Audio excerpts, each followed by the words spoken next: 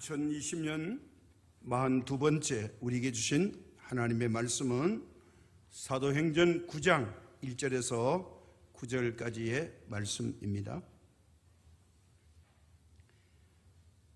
사울이 주의 제자들에 대하여 여전히 위협과 살기가 등등하여 대제사장에게 가서 다메섹 여호로 회당에 가져갈 공문을 청하니 이는 만일 그 도를 따르는 사람을 만나면 남녀를 막론하고 결박하여 예루살렘으로 잡아오려 함이라.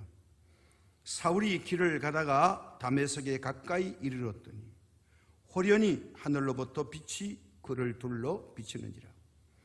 땅에 엎드려져 들음에 소리가 있어 이르시되 사울아 사울아 내가 어찌하여 나를 박해하느냐 하시거늘 대답하되 주여 누이시오니까 이르시되는 나는 내가 박해하는 예수라.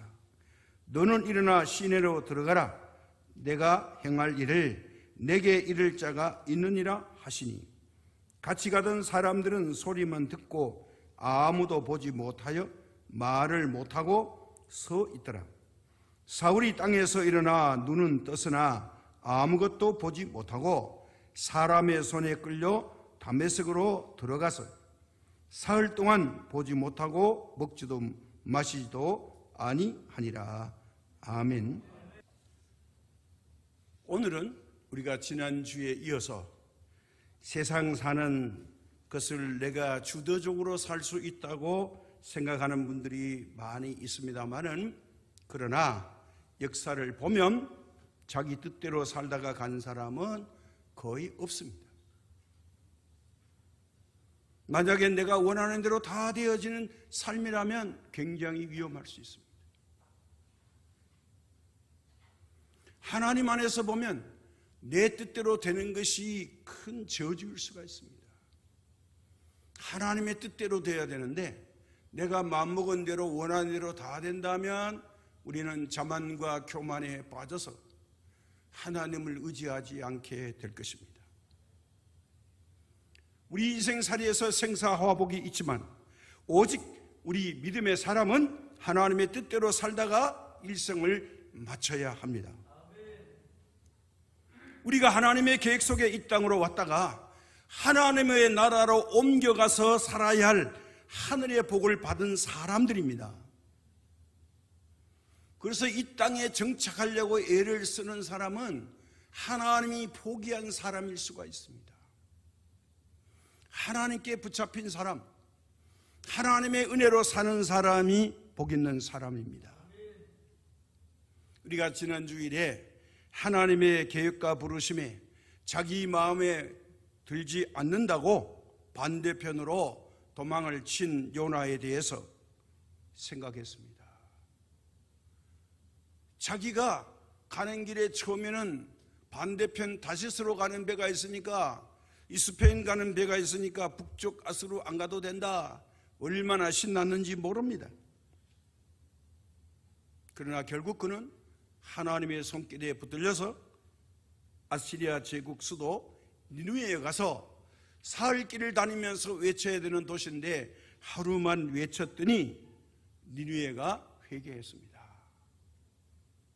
하루길을 걸으면서 40일 후면 하나님께서 이 니느웨 도시를 다 망하게 하신다. 하나님의 말씀을 듣고 회개하라. 그랬더니 하루에 12만 명이 회개하고 돌아와서 심지어 아스루 제국의 왕까지 굴관 제복을 하고 회개했다고 했습니다. 이보다 더 큰 일을 한 오늘은 사도 바울을 살펴보려고 합니다. 12만 명만 구원받은 게 아닙니다. 온 인류에게 구원을 선포한 사도 바울의 회심은 세계 역사를 바꾸는 뿌리가 되는 것입니다. 이 사울이라는 청년은요, 이 요나보다 800년 후의 사람입니다. 예수님과 동시에 살았던 사람이기도 합니다. 예수님이 예언하기를 이 예루살렘 성전이 얼마 못 가서 돌 위에 돌 하나도 남지 않고 다 무너지리라. 이 예언이 70년 후에 이루어지는데, 주 70년에 이루어지죠. 근데 사도 바울은 예수님과 동시에 사람인데, 사도 바울은 언제까지 살았냐? 주 68년까지 살다가 로마에서 일생을 마칩니다. 예루살렘 성전이 무너지기 2년 전에 사도 바울은 일생을 마쳤습니다. 우리 기독교 교회사에 사도 바울의 없이 초기 기독교가 존재할 수 있었느냐? 그렇게 말할 정도로 바울이 기독교에 큰 영향을 끼친 중요한 인물이었습니다. 그는 신학자였고, 그리고 선교사였고, 변증가로서, 그리고 복음에 대한 열정적이면서도 자기 의지는 냉철한 사람이었습니다. 사도 바울의 한 사람의 변화가 인류에게 얼마나 큰 영향력을 끼친가는 사도행전에 3번씩이나 중요하기 때문에 사도 바울의 회심에 대해서 기록하고 있습니다. 오늘 우리가 본문을 읽은 사도행전 9장 1절에서 19절, 22장 6절에서 16절, 26장 12절에서 18절에서 사도 바울의 회심에 대해서 강조하고 있습니다. 오늘 사도 바울의 변화 과정을 보면서 변화되기 전 사울과 변화되고 나서 그가 변화된 바울의 모습을 보게 됩니다. 그래서 사도행전 26장 9절에서 12절까지 예수님의 이름을 대적하면서 범사에 행하여야 될 줄로 스스로 생각하였고, 예루살렘에서도 이 일을 하여야 된다 생각해서 대제사장들에게 가서 권세를 얻어가지고 이제 마음대로 자기가 권한을 위임받아가지고 공문서를 품에 안고 성도들을 옥에 가두고 초대교회 7지사 중에 한 사람 스데반 집사를 죽일 때에 가편 투표를 하고 거기에 자기가 집행관으로 가서 이 일을 감당하는 것이 마땅하다고 생각했던 바울입니다. 회당을 찾아다니면서 강제로 모독하는 말을 하게 하고 심한 격분한 모습으로 그는 외국 도시에까지 찾아가서도 초기 기독교를 비판했습니다. 이건 당연하다고 생각했습니다. 이때 이름은 아직 사울이었습니다. 오늘 본문에서는 이러한 변화받기 전에 사울이 그리스도에 대해서 얼마나 반감을 가지고 여전히 유업과 살기가 등등했는지, 기독교를 쫓는 모든 사람들은 다 결박해서 잡아가지고 다메섹까지 가는 상황에서 주님을 만나게 된 사건이 오늘 9장 1절에서 기록되어 있습니다. 내용이 이런 겁니다. 그가 공문을 가지고 이제는 예루살렘에서 할 일이 끝났다고 생각했는지 이제 북쪽 예루살렘에서 100km가 되는 이 다마스커스, 지금 다마스커스라고 그러죠. 이 다마스커스까지 걸어서 그는 100km를 걸어서 도보로 갑니다. 며칠이 걸린지는 모르겠습니다. 지금보다 도로가 좋지 않으니까 아마 많은 시간이 걸렸겠죠. 그런데 다메섹 도시 근처에 왔는데 호련히 하늘로부터 큰 빛이 비쳤습니다. 사도행전 26장 17절에 13절에 고백하기를 해보다 더 밝은 빛이라고 표현하고 있습니다. 그래서 눈을 뜨고 있을 수가 없을 정도가 되니까 이 사도 바울이 눈을 감고 땅에 엎드렸습니다. 햇빛을 안 보려고요. 그때에 일행은 듣지 못했는데 이 사울의 귀에 이런 말이 들렸다고 기록하고 있습니다. 사울아, 사울아, 내가 어찌하여 나를 핍박하느냐? 생전 처음 들어보는 말입니다. 자기 이름을 정확하게 부릅니다. 이것이 바로 부활하신 주님의 음성을 들었습니다. 그 길로 다마스커스로 들어가서 사흘 동안 보지도 먹지도 못하고 물도 음식도 먹지 못하고 철저하게 지난날의 모든 죄를 사흘 동안 회개하게 됐습니다. 이때 하나님은 이 다마스커스에 있는 경건한 사람 아나니아에게 기도 중에 말해서 너는 저 구두장이 시몬의 집에 있는 사울이라는 청년에게 가서 안수해서 그를 세워주라. 하나님의 계획이었죠. 아나니아가 대답하죠. 하나님, 안 됩니다.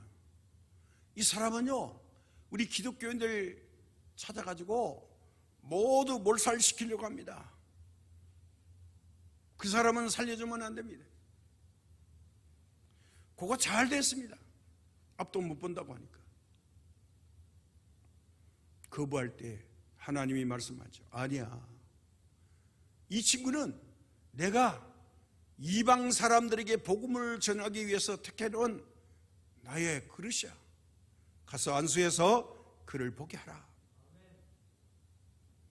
명령을 받고 사흘 만에 아나니아가 어디 있는지 알고 이 사울이라는 청년을 찾아오죠. 여기서 사울이 변화를 받습니다. 변화된 사울의 고백이 이제부터 달라지는 겁니다. 갈라디아서 6장 3절에 만일 누가 되지 못하고 된 줄로 생각하면 스스로 속임이라. 우리 인생 가운데서 자기를 속이지 마라. 자기 자성의 이 회개가 필요하다는 것을 말하는 것입니다.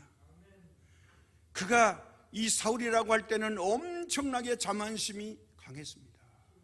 자부심이 있었습니다.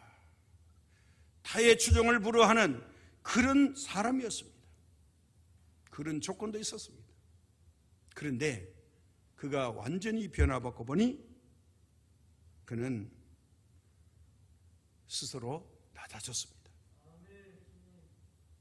우리 사람들은요, 자기 스스로 잘나고 자기가 옳다고 생각하는데 남이 뭐라고 하면 굉장히 자존심 상해합니다. 분명히 말을 실수했는데도 불구하고 변명하려고 합니다. 왜 그러냐? 자기 자존심과 명예 때문에 그렇습니다. 나는 허점이 없어. 나는 결점이 없어. 사람은 말에 실수도 있고요, 판단도 생각도 잘못할 때 있어요. 그거를 빨리 시인하고 고치려고 해야 돼요. 이건 겸손의 모습이에요. 바울이 변화했으니까 이 말을 하는 거예요. 되지 못하고 된 줄로 생각하면 스스로 속임이라. 다른 사람 속이는 게 아니에요. 자기가 자기를 속인다는 거예요. 그래서 우리가 이 사도 바울의 갈라디아서 6장 3절의 말씀에 귀를 기울여야 합니다.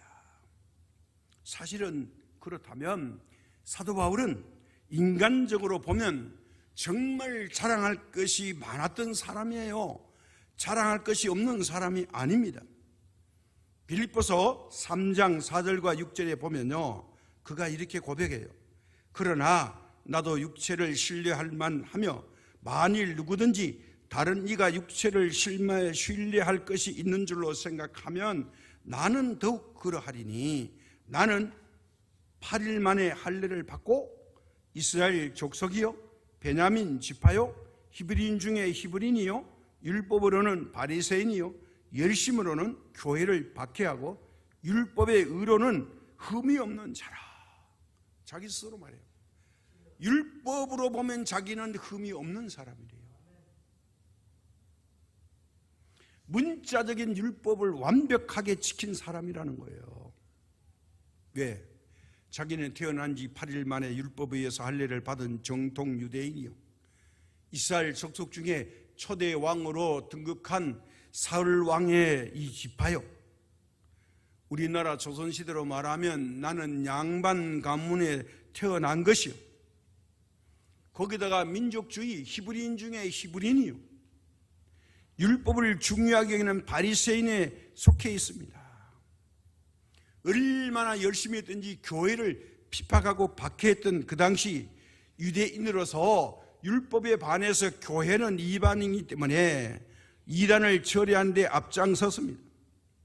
그래서 율법을 완벽하게 지킨 흠이 없는 사람, 즉 도덕적으로 윤리적으로 실력으로 가문으로 전혀 흠이 없었던 사람입니다. 거기다가 그는 철학자들이 흠모하는 헬라어만 능통한 것이 아니라 히브리어, 아람어, 라틴어, 제가 생각에는 한 가지는 기록이 안 돼 있는데 아마 스페인어가 아니나 생각합니다. 왜? 사도 바울이 회심하고 제일 먼저 간 것이 스페인이거든요. 한문으로 서바나라 그랬는데 스페인입니다. 5개의 국어를 통역 없이 능통하게 사용했습니다. 거기다가 더 대단합니다. 그에게는 자그마치 박사학위가 8개나 있었습니다. 대단한 사람입니다. 실력자입니다.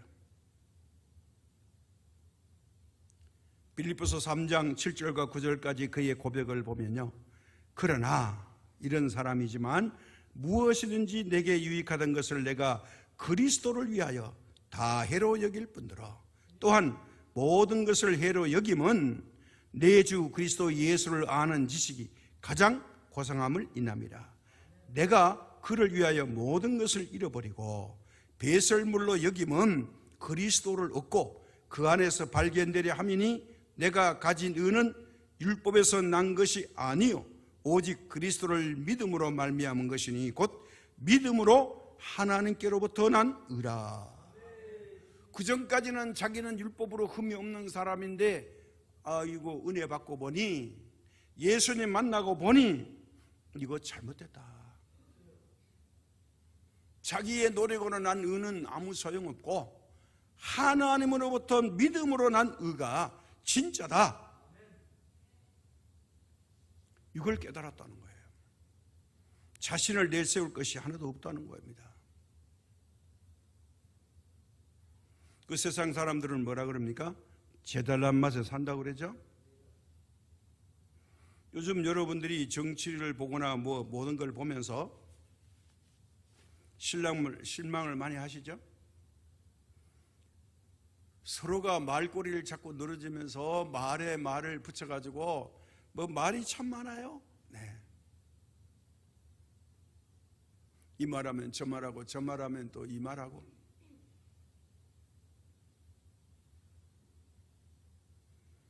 사도 바울이 그랬던 사람이에요. 문장력 대단하죠. 박사학위가 8개인데 5개의 국어를 능통하게 하는데요.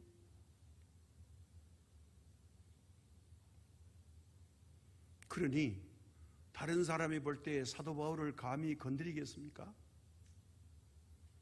히브리 사람들이 볼 때 사도 바울이 적임자라고 책임을 맡겼는데 이게 인간적으로 보면 진짜 적임자죠. 그러나 이것이 예수님에 대해서 발길질한다고 말하는 소리를 듣고 바울이 변화받습니다. 진짜 지성인 중에 지성인은요, 이 말이 진리인지 아닌지를 쉽게 판단하고 받아들여요.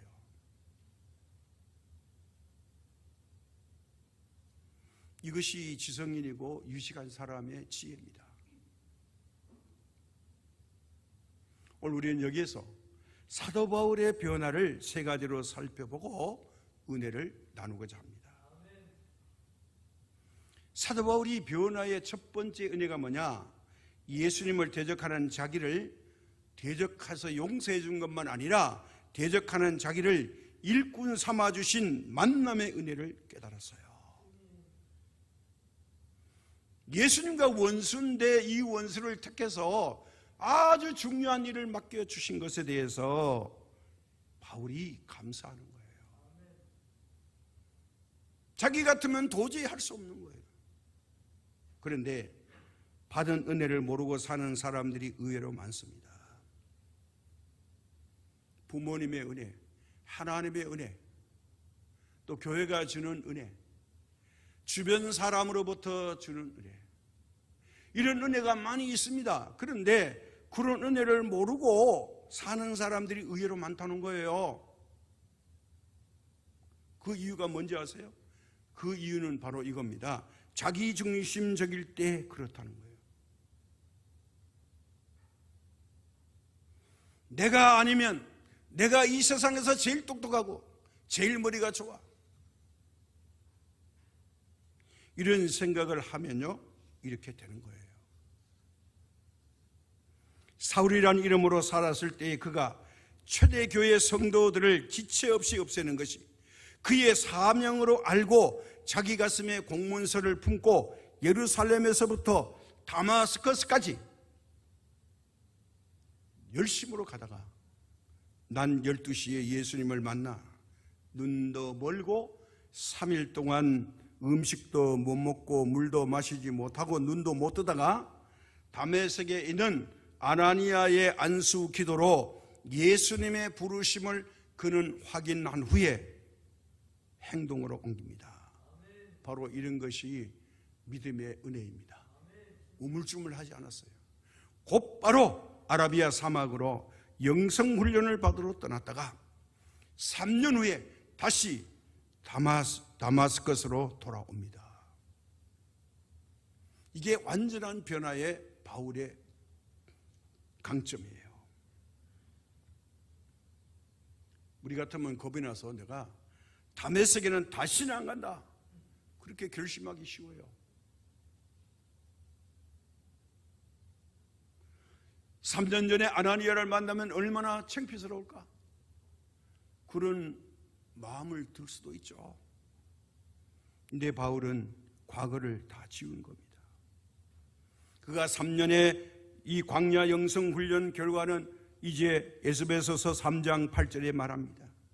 모든 성조 중에 지극히 작은 자보다 더 작은 나에게 이 은혜를 주신 것은 측량할 수 없는 그리스도의 풍성을 전하게 하시고, 작은 자 중에 더 작은 자, 표현이 이거예요. 작은 자가 있다. 그 중에서 내가 제일 꼬투바리, 이런 나에게 이 은혜, 만남의 은혜, 회개의 은혜를 주신 것은 지극히 작은 자보다 더 작아진 나에게 하나님이 주신 것이다. 그래서 자기 표현이 작은 자 중에 다 뽑아놓고 그 중에서 내가 꼴등이다, 이렇게 표현했습니다. 그런 나에게 그리스도를 풍성히 전하게 하신 것은 모두가 하나님의 택함의 은혜였다고 고백하는 거예요. 내가 그래도 쓸모가 있으니까 하나님 택했지 아니에요. 아무짝에도 쓸모없는 나를 하나님이 택해서 사용해 주셨다, 이 고백입니다. 만남의 은혜를 잊지 않았다는 거예요. 불러주시는 은혜를 잊지 않았다는 거예요. 우리도 여기에서 내가 예수 믿게 된 것은 하나님이 나를 먼저 택해서 믿게 해주신 은혜를 까먹지 않아야 돼요. 오늘 이 자리에 여러분이 오신 것도 은혜입니다. 물론 못 오신 분도 많이 있지만 이제 우리가 정부로부터 대면의 예배를 허락받았는데 아직도 집안에서 머물러 있지 마시고 다음 주일부터는 많이들 다 나와서 얼굴과 얼굴을 맞대면서 하나님이 허락해 준 이 성전에서 예배 드릴 수 있기를 바랍니다. 두 번째는 자부심을 버리고 작은 자로 스스로 모든 것을 내려놓는 겸손입니다. 겸손의 덕목은 아무리 우리가 주장해도 지나치지 않습니다. 그가 태어나면서 부모님으로부터 물려받은 이름은 사울이었습니다. 이 이름의 뜻은요, 매우 큰 자, 큰 사람이라는 뜻이에요. 아마 부모님이 이 사울이라는 이름을 주면서 너는 앞으로 큰 일을 하는 사람이 되라란 그런 뜻이겠죠. 그가 예수님을 만나기 전 율법을 따라 살았을 때는 사울이란 이름을 즐겨 사용했습니다. 그러나 그가 다마스커스의 길에 부활의 주님을 만나고 나서는 행동이 전혀 달라집니다. 제일 먼저 자기가 사용하는 이름을 바꿨습니다. 나는 이제부터 바울이라고 불러달라. 이름이 뭐냐? 작은 자. 매우 작은 자 중에 죄인 중에 개수 바울이라고 불러달라고 자기 스스로 자처합니다. 그래서 고린도전서 15장 8절과 9절 말씀에 이렇게 말합니다. 맨 나중에 만삭되지 못하여 난 자 같은 내게도 보이셨느니라. 나는 사도 중에 지극히 작은 자라. 내가 하나님의 교회를 핍박하였으므로 사도라 칭함을 받기에 감당치 못할 자로라. 만삭되지 못하여 난 자, 이 말은 뭐예요? 이 10개월을 어머니 뱃속에서 채우지 못하고 태어난 자 같은 자신에게 주님께서 나타났다고 고백하는 거예요. 왜? 자랑할 것이 하나도 없는 사람이라는 거예요. 없는 게 아니라 있는 사람이에요. 있는 사람이 가난한 사람인 것처럼 사는 것이 덕목이에요. 주장할 것이, 자랑할 것이 많은 사람이 자랑하지 않는 것이, 이게 겸손이에요. 얼마나 자랑할 것이 많아요. 다소의 천막 중소기업을 하는 부잣집 아들로 태어나서 그는 일찍이 유학해서 30세 될 때까지 지금의 히브리 대학 정통 율법학과를 수재로 졸업한 사람입니다. 당대의 최고의 랍비 힐렐과 가말리엘 스승에게 가르침을 받은 사람입니다. 이렇게 최고로 인정받는 두 스승에게 수업받는 사람이 많지 않아요. 한 사람에게 스승만 돼도 대단한데 이 사울은 두 스승에게 수업을 받았어요. 요즘 말로 하면 사울의 이 스펙을 따라올 사람은 아무도 없었습니다. 자부심과 명예, 그리고 명철한 머리, 열정, 누구도 따라올 수 없는 화려한 학력과 백그라운드가 있었습니다. 바울을 능가할 사람이 없습니다. 거기다가 그는 종교적으로, 율법으로 흠이 없는 사람이었습니다. 그런데 그의 겸손은 놀랍습니다. 회심 후에 한 번도 그는 스승을 자랑하거나 학교를 자랑하거나 율법을 자랑하지 않습니다. 빌립보서 3장 8절에 그는 오히려 이렇게 말합니다. 또한 모든 것을 해로 여김은 내 주 그리스도 예수를 아는 지식이 가장 고상하기 때문이라. 내가 그를 위하여 모든 것을 잃어버리고 배설물로 여김은 그리스도를 얻고. 모든 스펙 다 필요 없다. 우리는 지금 이 스펙 때문에 대한민국이 시끄럽고 난리가 났죠. 바울은 이걸 배설물처럼 버리고, 이제 나의 자랑은 나를 만나 주신 하나님의 은혜, 부활의 주님의 은혜가 너무 커서 예수님만 알고 예수님만 전하기로 했다는 거예요. 이게 자기가 가지고 있는 8개의 박사학위보다 5개의 국어를 능통하게 하는 언어보다 월등하게 귀하다. 이게 최고 중에 최고라는 거예요. 복음 이상은 없다는 거예요. 오직 내게는 예수 그리스도뿐이다. 자기는 날마다 주님의 십자가 앞에 나가서 죽는다고 고백했습니다. 고린도전서 15장 31절, 형제들아, 내가 그리스도 예수 우리 주 안에서 가진 바 너희에 대한 나의 자랑을 다른하느니, 이 자랑합니다. 이건 자랑하겠다는 거예요. 뭐예요? 나는 날마다 죽노라. 자기는 날마다 죽는 걸 자랑하겠대요. 우리는 여기에서 사도 바울의 이 겸손을 배워야 할 것입니다. 어떻게 하면 오늘도 내가 잘 죽나? 내 주장을 안 하고 예수님을 높여드릴까? 내가 정말 예수님 믿는 제자가 되나? 이렇게 믿어도 될까? 죽은 사람은 말이 없죠. 오늘 내 자신이 영적으로 죽으면 내 말이 필요 없잖아요. 꼭 할 말이 있으면 예수님 말씀만 하면 되겠죠. 우리가 여기까지 나갈 수 있어야 됩니다.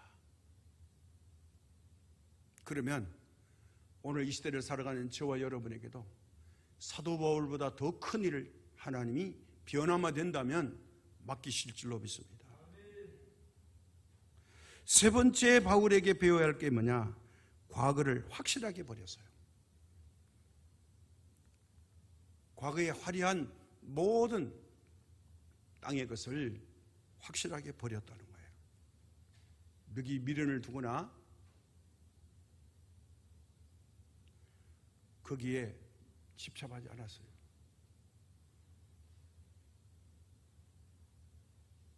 저도 가끔 한 번씩 꿈을 꾸면요, 이상하게 지하철에 있었던 꿈을 꿔요. 그러면 깨고 나서 아주 기분이 안 좋아요.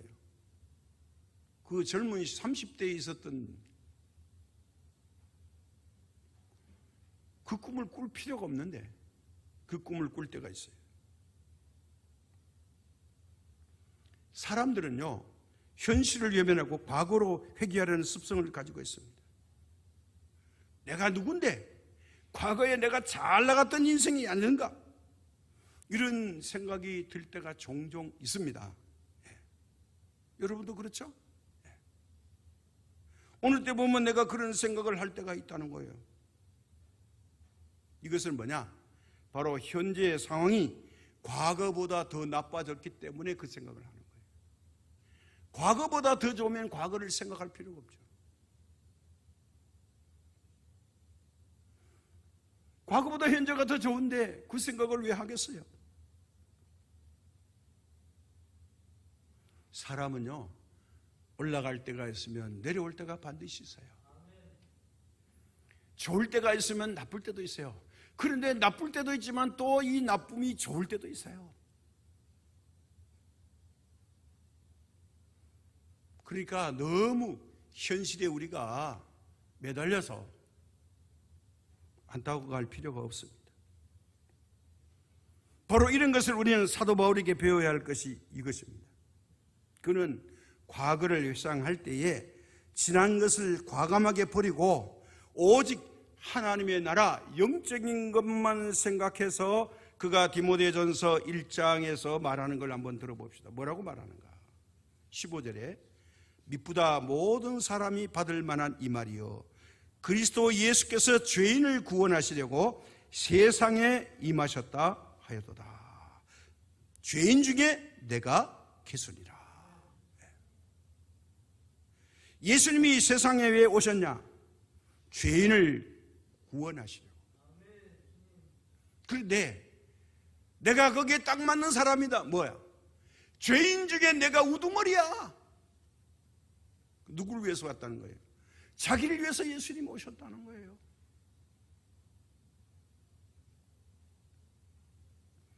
저는 이 말씀을 보면서 얼마나 감사했는지 모릅니다. 그래, 내가 죄인이기 때문에 주님이 필요해요.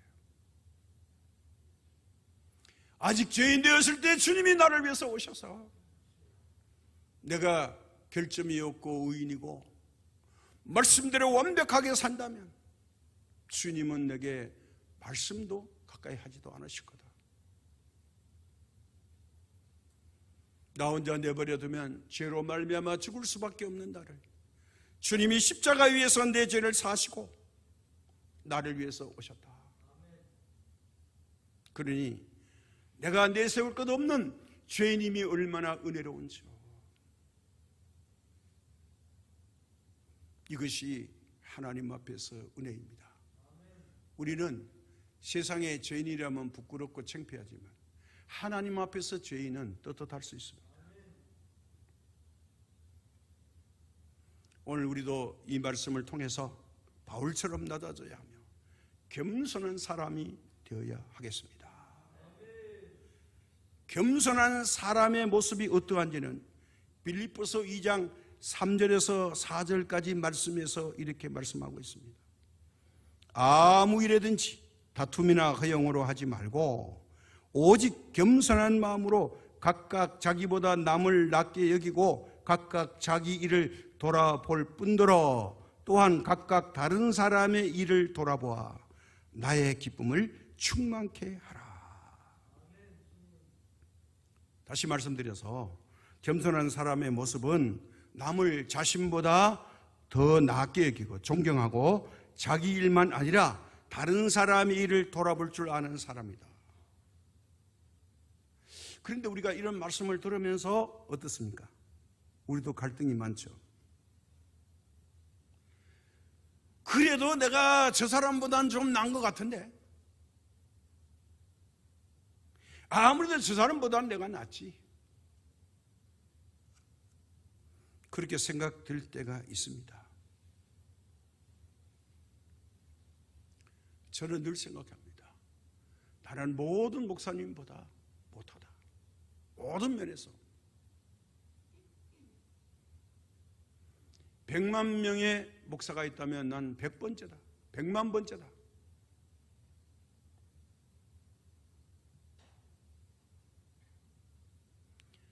그런 생각을 자주 해봅니다. 겸손한 사람은 다른 사람을 자기보다 낮게 여깁니다. 내가 다른 사람과 비교 우위를 해가지고 비교할 필요가 없는 비교를 해가지고 저 집보다는 우리 집이 나, 이런 마음을 가질 때가 있어요. 근데 예수님이 그래 더 낫다고 해야지, 그렇지 않고 왜 그런 생각하냐, 이런 말이 들리면 지 구멍이라도 있으면 찾아가서 숨어야 되지 않겠습니까?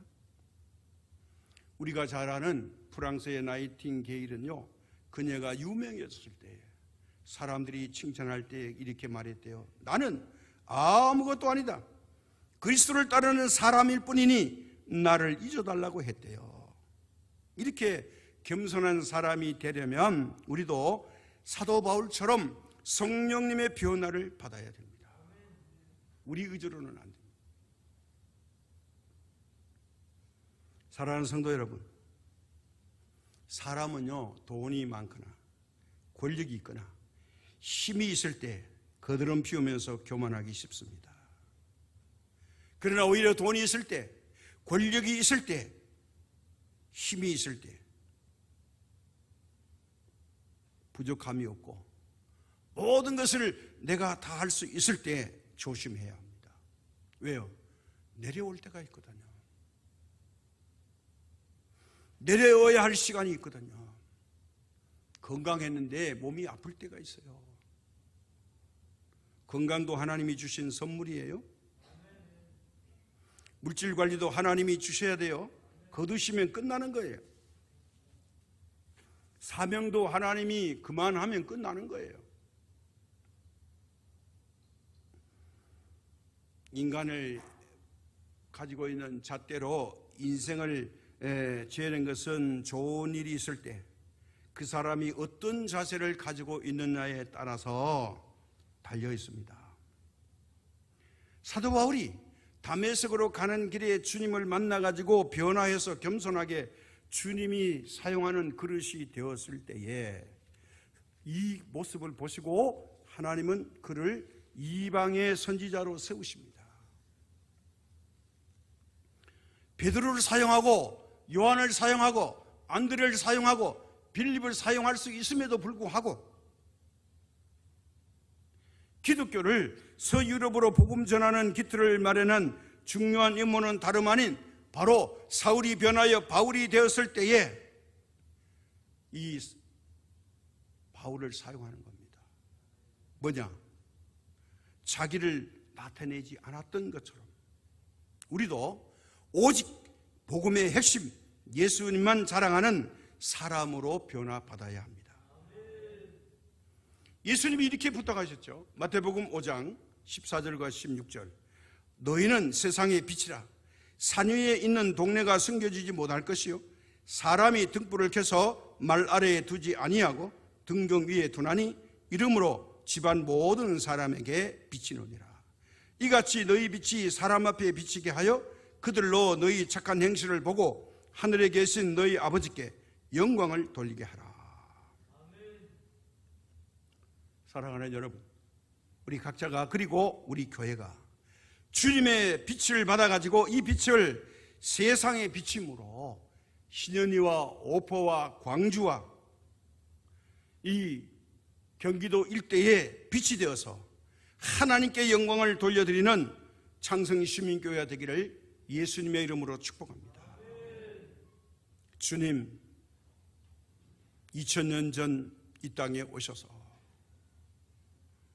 주님이 생전에는 만나지 아니하시고 부활하의 사도 바울을 부르심으로 이방의 빛이 되게 하시고 전 세계에 기독교를 전파하게 하신 일꾼 삼아주신 은혜를 이 시간 생각했습니다.